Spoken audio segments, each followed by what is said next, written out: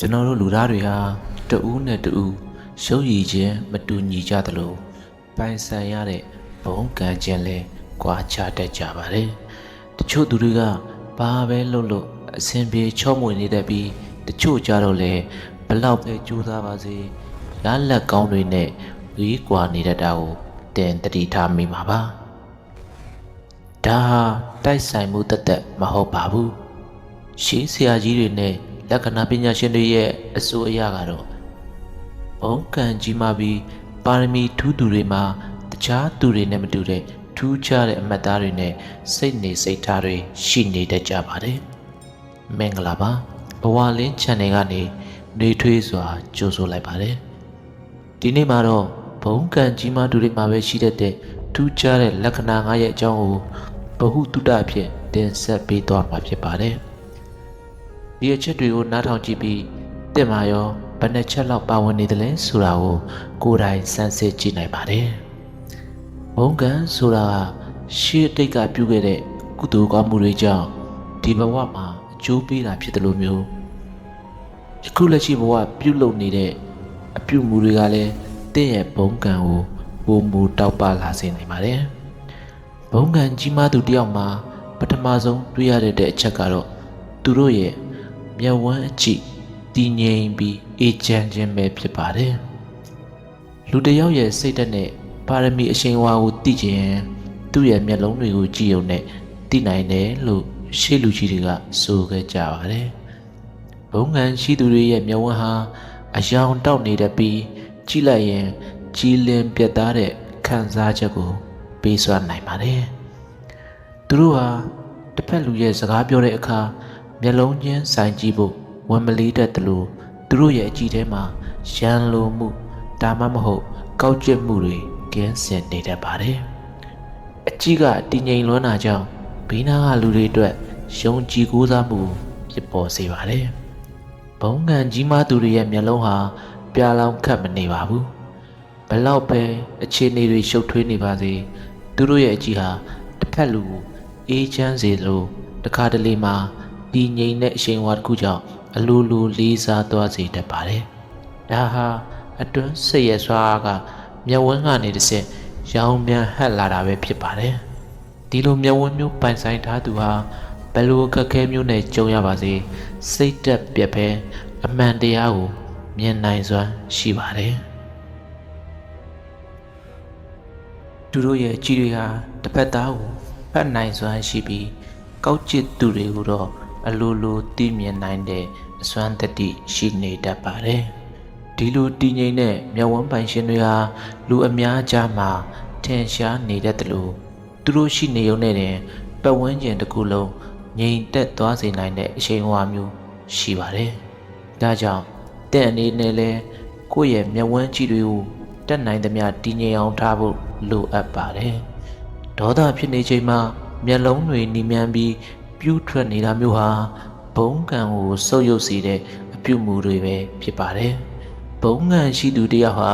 သူ့ရဲ့စိတ်လှုပ်ရှားမှုတိုင်းကိုမျက်ဝန်းကနေတစ်ဆင့်ထိန်းချုပ်နိုင်စွမ်းရှိပါတယ်။ဒါဟာပထမဆုံးသောလက္ခဏာရဖြစ်ပြီးရှေ့ဆက်ပြီးတော့လေပုံမူထူးခြားတဲ့လက္ခဏာတွေကိုအသေးစိတ်ဆက်လက်တင်ဆက်ပေးသွားမှာဖြစ်ပါတယ်။ဘုံကံဆိုတာရှိပြီးသားကိုမပြောက်ပြတ်အောင်ထိန်းသိမ်းဖို့အရေးကြီးတယ်လို့မရှိသေးရင်လည်းဘယ်လိုပြုမှုရမလဲဆိုတာသိထားဖို့လိုအပ်ပါတယ်။ပထမချက်ဖြစ်တဲ့မျက်ဝန်းကြည့်တည်ငြိမ်မှုအကြောင်းကိုသိရှိပြီးပြီဆိုရင်တော့ဒုတိယမြောက်ထူးခြားတဲ့လက္ခဏာဖြစ်တဲ့စကားပြောပုံဆိုပုံကိုတက်ရက်ပြီးအတန်ဩဇာရှိခြင်းအကြောင်းကိုဆက်လက်လေ့လာကြည့်ကြရအောင်ပါ။ဘုံကံကြီးမားသူတွေရဲ့ထူးခြားချက်ကသူတို့ဟာစကားကိုအပိုအလိုမရှိပဲလူရင်းကိုသာတည်တည်ငြိမ်ငြိမ်ပြောဆိုတတ်ကြတာပါသူတို့ပြောလိုက်တဲ့စကားတိုင်းဟာတစ်ဖက်လူအပေါ်မှာဩဇာညောင်းစေတဲ့အစွမ်းတတိရှိနေတတ်ပါတယ်ဒါကိုအတန်ဩဇာဘုံကံလို့လည်းခေါ်ဆိုနိုင်ပါတယ်ဒီလိုလူမျိုးတွေဟာစကားပြောတဲ့အခါမှာအလောတကြီးမပြောသလိုဖက်လူနားမခံနိုင်အောင်အော်ဟစ်ပြောဆိုတာမျိုးလည်းလုံးဝမလုပ်တတ်ကြပါဘူးသူတို့ရဲ့အတန်ဟာကြည်လင်ပြတ်သားပြီးနားထောင်ရသူအဖို့စိတ်ထဲမှာ လေးစားမှုအလိုလိုဖြစ်ပေါ်လာစေတတ်ပါတယ်စကားလုံးတွေကိုတေချာရွေးချယ်ပြီးမှပြောလေရှိတာကြောင့်သူတို့ပြောတဲ့စကားတွေထဲမှာအနှစ်သာရမရှိတာမျိုးသူတစ်ပါးကိုတီးခိုက်စေတာမျိုးအလွန်နည်းပါတယ်ရှေးဆရာကြီးတွေရဲ့အဆိုအရဘုံငံရှိသူတယောက်ဟာစကားပြောတဲ့အခါမှာနှုတ်ထွက်စကားကိုအလွန်တန်ဖိုးထားတတ်ကြပါတယ်သူတို့ဟာဂတိပေးရင်လေဒီအောင်လုပ်တယ်လို့မဟုတ်မမှန်တဲ့စကားတွေအတင်းအပြင်းပြောတာမျိုးတွေကိုလုံးဝရှောင်ကျဉ်ကြပါတယ်ဒါကြောင့်လေသူတို့ပြောလိုက်တဲ့စကားဟာလူအများကြားမှာအလေးနက်ထားခြင်းခံရတာပါတင်တတိထားကြည့်ရင်ဘုံကံကြီးမားတဲ့ခေါင်းဆောင်တွေဒါမှမဟုတ်လူကြီးသူမတွေဟာစကားကိုတူတူညင်ညင်နဲ့ဖြည်းဖြည်းချင်းပြောတာကိုတွေ့ရပါလိမ့်မယ်ဒါပေမဲ့အဲ့ဒီလိုတူတူလေးပြောတဲ့စကားတောင်မှပတ်ဝန်းကျင်တစ်ခုလုံးကိုလွှမ်းမိုးသွားစေနိုင်တဲ့အရှိန်အဝါမျိုးရှိပါတယ်ဒါဟာအတိတ်ကပြုခဲ့မှုတဲ့ဝစီသူစရကံတွေကြောင့်ရရှိလာတဲ့ဘုံကံပဲဖြစ်ပါတယ်စကားကိုအခြေအမြင့်မရှိပဲပြောဆိုသူတွေဟာဘုံကံဘလောက်ပဲရှိခဲ့ပါစေတဖြည်းဖြည်းနဲ့အရှိန်အဝါမှိန်ဖြော့သွားတတ်ပါတယ်ဒါအပြင်ဘုံကံရှိသူတွေဟာတစ်ဖက်လူနဲ့စကားပြောတဲ့အခါမှာကိုယ့်ဘက်ကပဲအတင်းပြောဖို့မကြိုးစားပဲတစ်ဖက်သားရဲ့စကားကိုလည်းတေချာနားထောင်ပေးတဲ့အကျင့်ရှိပါတယ်ဒီလိုနားထောင်ပေးခြင်းအပြင်တစ်ဖက်လူရဲ့စိတ်နေစိတ်ထားကိုသိနိုင်တယ်လို့မိမိရဲ့တည်ငြိမ်မှုကိုလည်းပြသရာရောက်ပါတယ်စကားပြောရမှာပါဇက်ကထွက်တဲ့စကားလုံးနဲ့မကပဲမျက်နှာမူရာကပါတည်ငြိမ်နေတာကြောင့်နားထောင်သူတွေဟာသူတို့ရဲ့စကားကိုယုံကြည်ကိုးစားသွားတတ်ကြပါတယ်ဒါဟာစီးပွားရေးလုပ်ငန်းတွေမှာဖြစ်စေလူမှုရေးကိစ္စတွေမှာဖြစ်စေအောင်မြင်မှုရဖို့အတွက်ကြီးမားဆုံးသောအထောက်အပံ့တစ်ခုဖြစ်လာပါတယ်နှုတ်ထွက်စကားကောင်းမွန်သူဟာအစားအစာကိုရှာဖွေရလွယ်ကူသလိုလူအများရဲ့ဝိုင်းဝန်းကူညီမှုကိုလည်းအလွယ်တကူရရှိနိုင်ပါတယ်မိမိကိုယ်တိုင်လည်းဘုံကံတက်ချင်တယ်ဆိုရင်တော့အခုကစပြီးစကားပြောတဲ့အခါမှာတတိထားဖို့လိုအပ်ပါတယ်မလိုအပ်ဘဲစကားများတာသူတစ်ပါးအကြောင်းကြွယ်ရမှအတင်းပြောတာမဟုတ်မမှန်ကြွားဝါတာမျိုးတွေကိုရှောင်ကျဉ်ရပါမယ်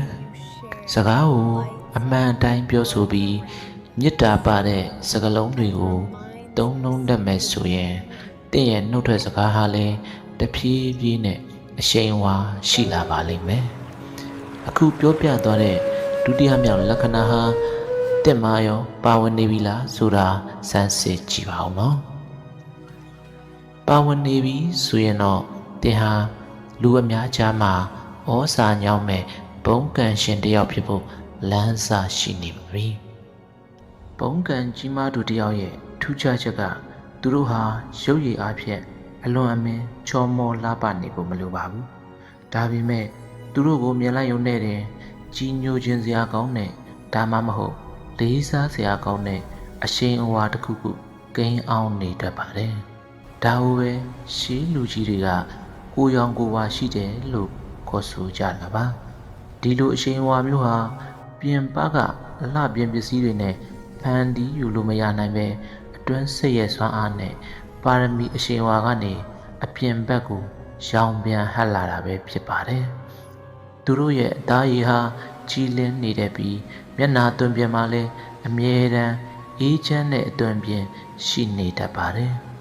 ဘုံကံရှိသူတွေရဲ့နောက်ထပ်ထင်ရှားတဲ့အချက်ကတော့သူတို့ရဲ့ခန္ဓာကိုယ်အမှုအရာ body language ပဲဖြစ်ပါတယ်သူတို့ဟာလမ်းလျှောက်တဲ့အခါမှာဖြစ်စေထိုင်တဲ့အခါမှာဖြစ်စေခါးကိုမတ်မတ်ထားပြီးတီတီငိမ့်ငိမ့်ရှိတတ်ကြပါတယ်ရှိုင်းနဲ့ဖြစ်နေတာမျိုးကြောင်ကရမ်းဖြစ်နေတာမျိုးလုံးဝမရှိပါဘူးသူတို့ရဲ့ခြေလမ်းတိုင်းဟာခိုင်မာပြတ်သားမှုရှိသလိုလက်အမူအရာတွေကအစ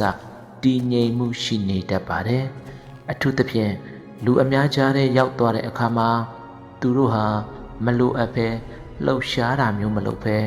ငြိမ်သက်စွာနေုံနဲ့တင်အလိုလိုထင်ရှားနေတတ်ပါတယ်ဒါဟာကိုယ်ဆောင်နှက်တွေက စောင်းလျှောက်ထားသလိုမျိုးတစ်ဖက်လူကအလိုလိုခံညာသွားစေတဲ့ဘုံကံမျိုးပါဒီလိုကိုအမှုရာတီကြည်သူတွေကိုတွေ့ရင်လူအများက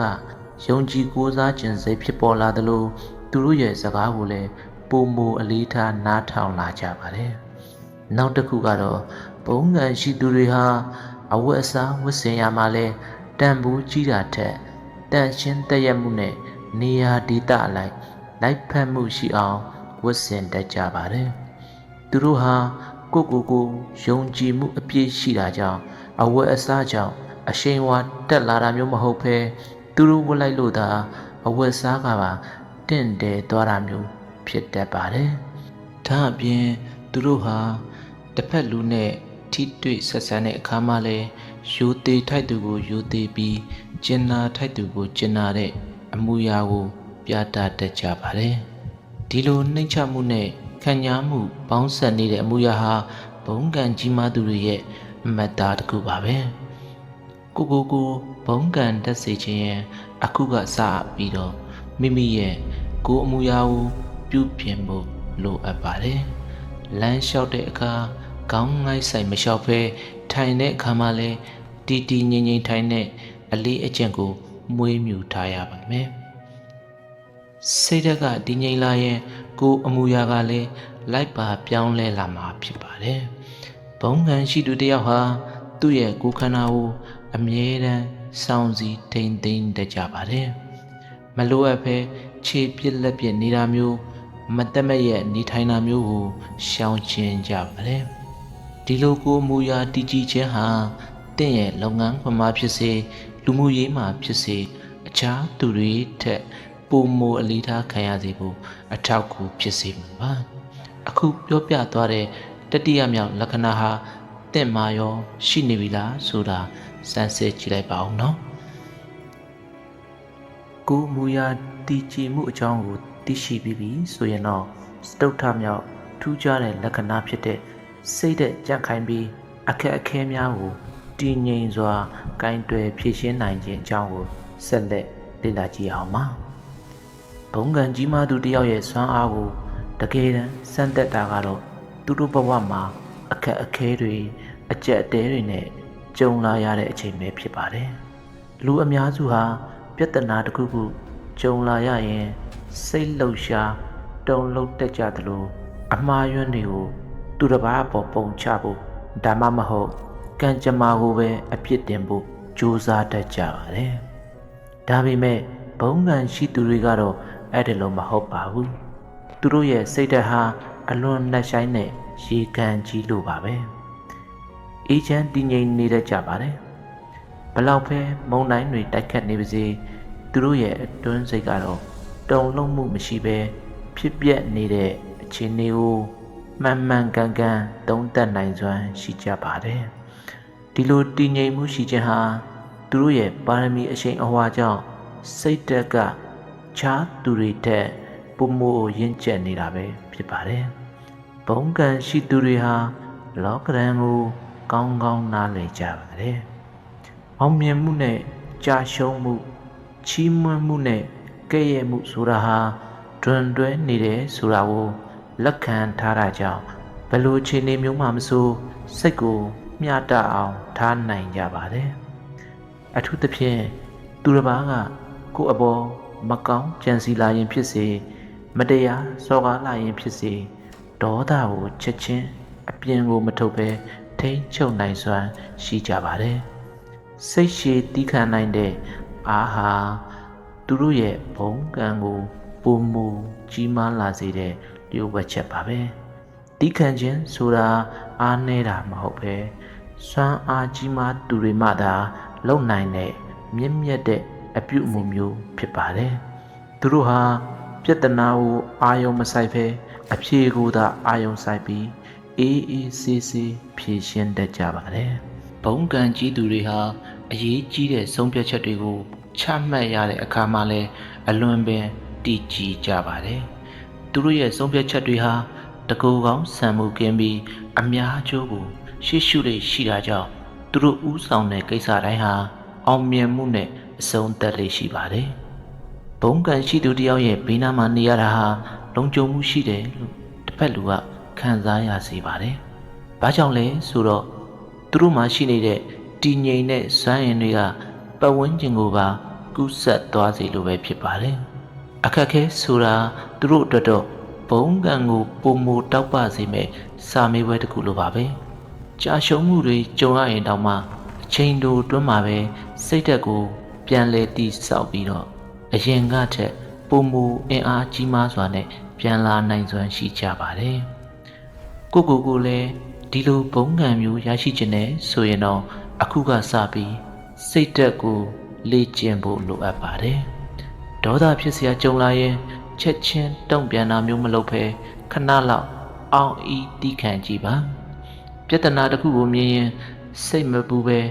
ဒါကိုဘယ်လိုအကောင်းဆုံးဖြေရှင်းမလဲဆိုတဲ့အပြုသဘောဆောင်တဲ့အတွေ့အမျိုးကိုမွေးမြူရပါမယ်။စိတ်ဓာတ်ကကြက်ခိုင်လာလေးတင့်ရဲ့အရှိန်ဝါကပုံမကြီးမားလာလေးဖြစ်မှာပါ။အခုပြောပြသွားတဲ့စတုထမြောက်လက္ခဏာဟာ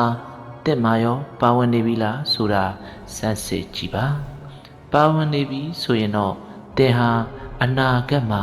ခေါင်းဆောင်ကောင်းတစ်ယောက်ဖြစ်ဖို့တတ်မှတ်ချက်တွေပြည့်စုံနေပါပြီ။ရှေ့ဆက်ပြီးတော့လဲနောက်ဆုံးနဲ့အထူးခြားဆုံးဖြစ်တဲ့ပြင်စမမြောက်လက္ခဏာကြောင့်ကိုဆက်လက်ပေါ်ပြပေးသွားမှာပဲဖြစ်ပါတယ်။နောက်ဆုံးပြင်စမမြောက်ထူးခြားတဲ့လက္ခဏာကတော့ဘေးအန္တရာယ်မှကင်းလွတ်ပြီးမမျှော်လင့်ပဲအကူအညီများရရှိတတ်ခြင်းပဲဖြစ်ပါတယ်။ဘုံကန်ကြီးမှသူတွေရဲ့ဘဝမှာတကယ့်ကိုထူးခြားစမ်းကြယ်လာတဲ့အချက်ကတော့သူတို့ဟာဘလောက်ပဲကြက်တဲတဲ့အခြေအနေမျိုးနဲ့ကြုံရပါစေလမ်းပိတ်နေပြီလို့ထင်ရတဲ့အချိန်မှာမမျှော်လင့်ပဲကူညီမဲ့သူဒါမှမဟုတ်လမ်းပြပေးမဲ့သူတွေအမြဲတမ်းပေါ်ပေါက်လာတတ်တာပဲဖြစ်ပါတယ်။ဒါကိုရှေးလူကြီးတွေကနတ်ကောင်းနတ်မြတ်တွေစောင့်ရှောက်တာလို့လည်းဆိုကြပါတယ်။တကယ်တော့ဒါဟာသူတို့ကိုယ်တိုင်အတိတ်ဘဝနဲ့ယခုဘဝမှာပြုလုပ်ခဲ့တဲ့ကုသိုလ်စေတနာတွေကအချိန်ကိုက်ပြန်လဲအကျိုးပေးတာပဲဖြစ်ပါတယ်။ဘုံကန်ရှိသူတွေဟာအနေတစ်ခုခုနဲ့ကြုံရတော့မဲ့အချိန်မျိုးမှာတောင်မှတစုံတစ်ယောက်ရဲ့တတိပေးမှုကြောင့်ဖြစ်စေမိမိရဲ့အလိုလိုသိစိတ်ကြောင့်ဖြစ်စေအဲ့ဒီဘေးကနေတီးတီးလေးလွတ်မြောက်သွားတတ်ကြပါတယ်။ဒါအပြင်သူတို့ဟာလူအများရဲ့ချစ်ခင်မှုကိုအလိုလိုရရှိတတ်ကြပါတယ်။သူတို့ဘာမှထူးထူးခြားခြားမလုပ်ရဘဲနဲ့တင်ပတ်ဝန်းကျင်ကလူတွေကသူတို့ကိုကူညီခြင်းစိတ်ပေါ်ပေါက်နေတတ်ကြပါတယ်။ဒါဟာသူတို့စီမှာကိန်းအောင်နေတဲ့မေတ္တာတဲ့အရှိန်အဝါကြောင့်ပဲဖြစ်ပါတယ်။စီးပွားရေးလုပ်ငန်းတွေမှာပဲဖြစ်ဖြစ်ယာရုတိုးဖို့ကိစ္စတွေမှာပဲဖြစ်ဖြစ်သူတို့ဟာအခြားသူတွေထက်ပိုမိုအခွင့်အလမ်းကောင်းတွေရရှိတတ်ပြီးအခက်အခဲရှိလာရင်လည်းဝိုင်းဝန်းဖြည့်ရှင်းပေးမဲ့သူတွေအစဉ်အသင့်ရှိနေတတ်ကြပါတယ်။ဘုံကန်ကြီးတို့တယောက်ရဲ့ဘဝလမ်းကြောင်းဟာတစ်ခါတလေမှာအံ့ဩစရာကောင်းလောက်အောင်ချောမောနေတတ်တာဒီလိုအထောက်ပံ့ကောင်းတွေကြောင့်ဖြစ်ပါတယ်။ဒါပေမဲ့သူတို့ဟာဒီလိုအကူအညီတွေရတာကိုအခွင့်ကောင်းယူပြီးဘဝင်မြင့်သွားတာမျိုးမရှိပဲပုံမနှိမ်ချတတ်ကြတာကလည်းသူတို့ရဲ့ဘုံကန်ကိုပုံမခိုင်မြဲစေပါတယ်။အခုဆိုရင်ကျွန်တော်တို့ဘုံကန်ကြီးမားသူတွေရှိတတ်တဲ့ထူးခြားတဲ့လက္ခဏာ9ရပ်စလုံးကိုအသေးစိတ်လေ့လာပြီးပြီဖြစ်ပါတယ်။နားဆင်သူပရိသတ်ကြီးအနေနဲ့မိမိမှာဒီအချက်တွေဘယ်နှချက်ပါဝင်နေတယ်ဆိုတာကိုသိလောက်ပြီလို့ထင်ပါတယ်။ခဲ၍တက်မှာဒီအချက်တွေအကုန်လုံးရှိမနေသေးရင်တောင်မှစိတ်သက်ကြစရာမလိုပါဘူး။ဘုံကန်ဆိုတာအတိတ်ကပါလာတဲ့မကပဲခုလက်ရှိမှာကိုယ်တိုင်ပြန်လဲတီဆောက်ယူလို့ရတဲ့အရာမျိုးပါ။အခုကစပြီးစိတ်ထားဖြူစင်အောင်ထားမယ်။သူတစ်ပါးအပေါ်မေတ္တာထားမယ်။ကိုချင်းတရားကောင်းမွန်အောင်နေထိုင်မယ်ဆိုရင်တင့်ရဲ့ဘုံကန်ဟာလည်းတဖြည်းဖြည်းနဲ့တောက်ပလာမှတည်ကြပါပဲ။ဘုံကန်ဆိုတာအလင်းရောင်တစ်ခုလိုပါပဲ။ကိုယ်တိုင်အလင်းရောင်ရှိနေရင်အမောင်ထုထဲမှာတောင်လမ်းပြောက်မှာမဟုတ်ပါဘူး။ဘုံကန်ကြီးမားခြင်းရဲ့အဓိကတော့ချက်ဟာစေတနာနဲ့တည်ငြိမ်မှုပဲဖြစ်ပါတယ်။ စိတ်ကိုအေးချမ်းအောင်ထားပြီးကောင်းမှုကုသိုလ်တွေတိုးပွားအောင်လှုပ်ဆောင်ခြင်းဖြင့်လူတိုင်းဟာ